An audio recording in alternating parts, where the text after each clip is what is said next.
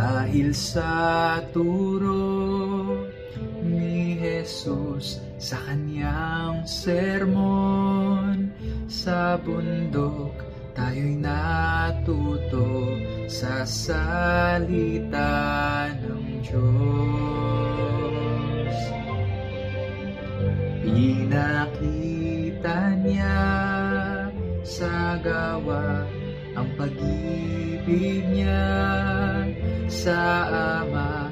Halimbawa niya ay tutularan ko. Buhay ko'y kay ganda dahil kay Jehovah. Buhay ko ay maligaya dahil nakita liwanag niya.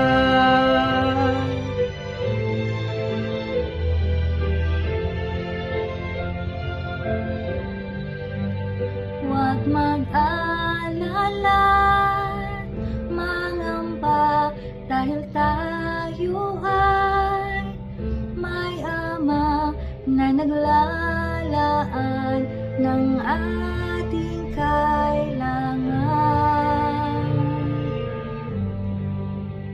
Kung mga liryo sa parang ay dinaramtan ng Ama, iba't lalo nang ako'y mahalaga. Buhay ko'y kay ganda dahil kay Jehovah.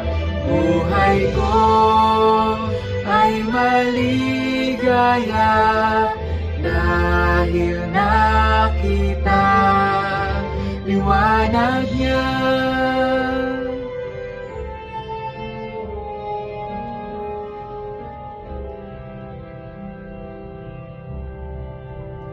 Ang mga bagyong Darating ay makakayang harapin, si Jehovah lang ang laging susundin.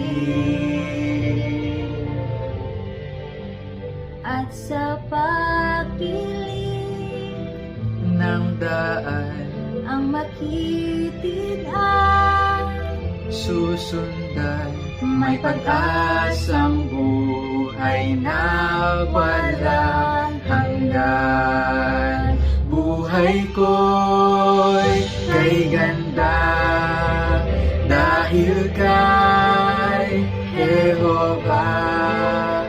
Buhay ko ay maligaya dahil nakita liwanag niya.